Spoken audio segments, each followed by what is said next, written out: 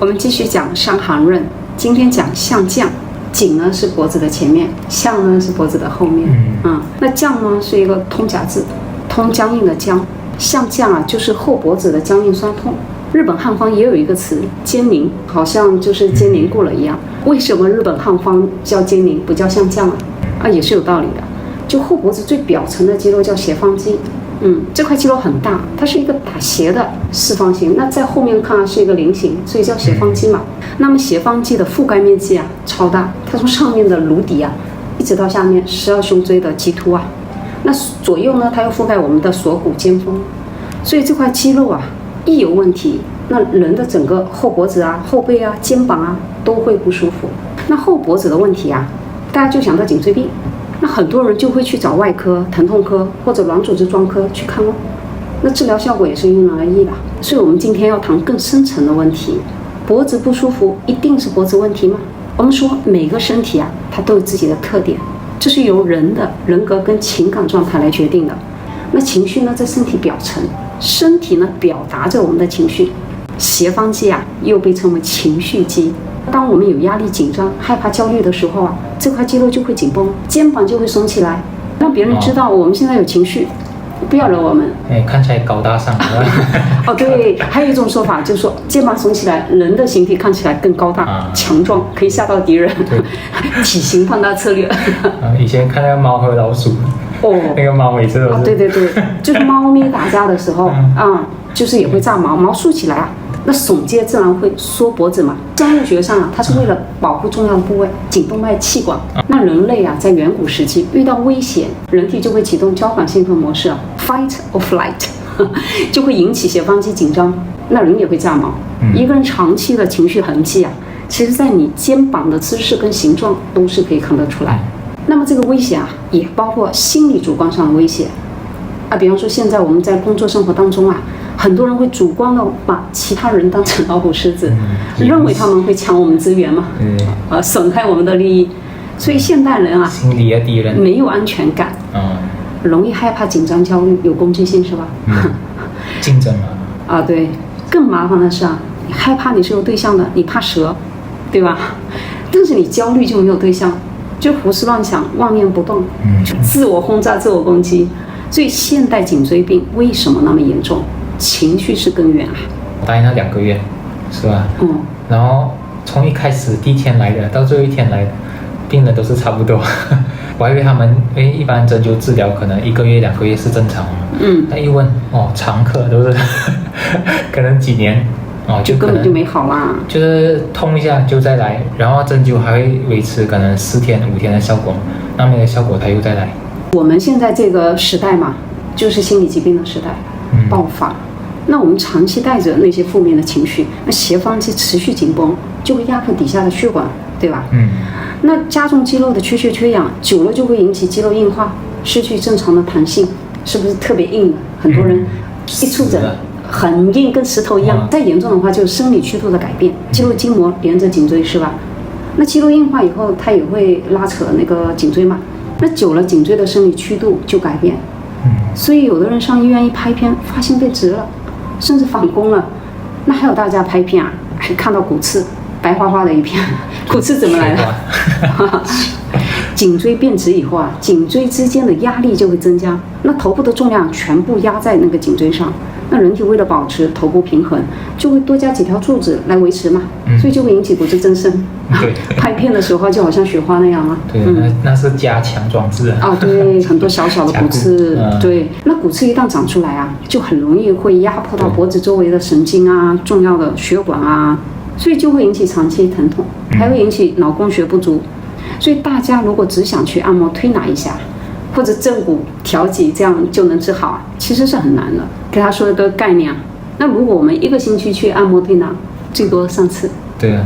如果在西班牙1次。那我們每天會給脖子多大壓力啊？全天候持續的壓力啊！你想想，如果壓力大、焦慮就更嚴重了。等於你一直都是在損害、損傷大，修復的又少。對啊。那頸椎問題怎麼能好呢？不是說不能去針灸啊、推拿這些啊，因為我們一定要重視心理情緒的問題啊。不能症狀解。就好像我們考試啊，有大題跟選擇題2種題型，那選擇題分數少，你就算全做對了40分，剛好及格。馬來西亞是及格，西班牙不是及格。但是如果我們把大題做對，那你就有60分。那60跟40相差多少？差20分不多啊，不是這樣的啊。你選擇題就算全对，維持40分沒那麼容易。對啊，不可能嘛。啊，你一下就不及格了。在西班牙就是不及格，對吧？你健康就不及格了嘛。对啊，对啊。但60分大題的话，那我们還有喘氣上升的空間，對吧？再差也不會不及格嘛。生命健康就像是考試，就看我們把努力放在哪一框。我們的帳數要對。對，以前我媽每次我考試的時候，我媽都會跟我講一句，不會做的話，先做會的。就你不要在不會的時刻。對，時刻。現在的話是什麼？要做的話，先做高分的。對呀，就是你要，比方說大題60分，你要把握。大題你寫了，你不能空着嘛。对呀。你空着，那你60分都沒有。然後你再回頭再做40分的話，選擇題嘛很快嘛。你至少要寫嘛，你不能不寫。是這樣。那我們今天給大家開一個方子啊，就幫助舒緩大家緊張的神經。這個方子啊，有2000多年的歷史，最早啊是治療百合病的。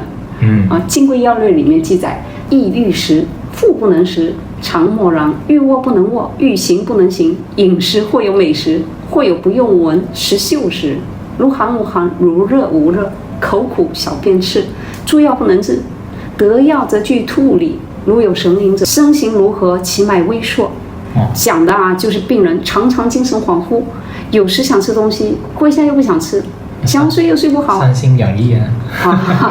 想要生活工作也做不好，有時候吃東西享受，有時候又不享受，有時候覺得熱，有時候覺得冷，就是嘴巴裡面還苦苦啊，就是不舒服啊，小便又黃。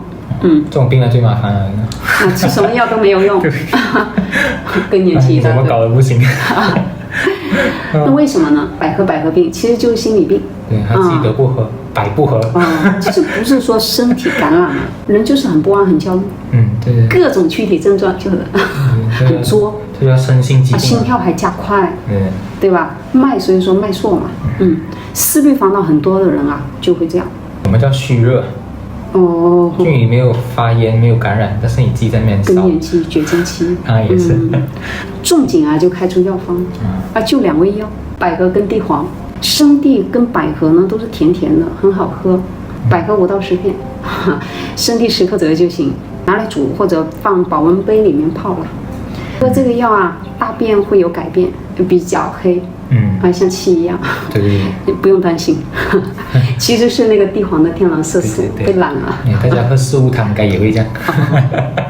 現在研究發現這個方子可以抗抑鬱焦慮，通過抑制 HPA 軸，就下丘腦垂體腎上腺，尤其適合思慮很多的現代人，陰虛火旺，時常發熱氣，也就是上火。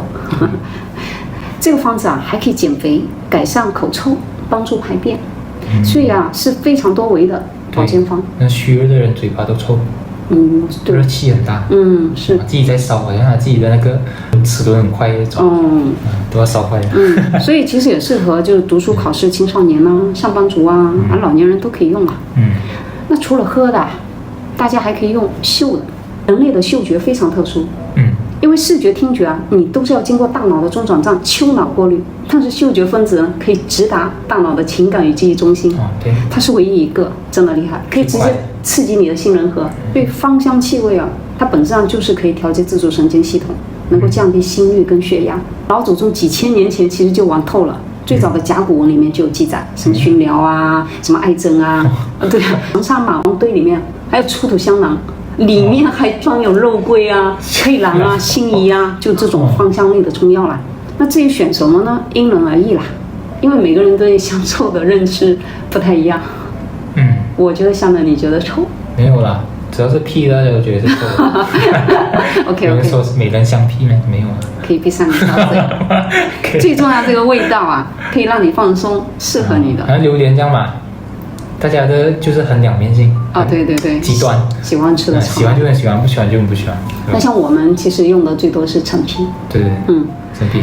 而且陳皮那邊对，不是非得买那个药用的陳皮，哇，特別香，你拿出來味道特別香。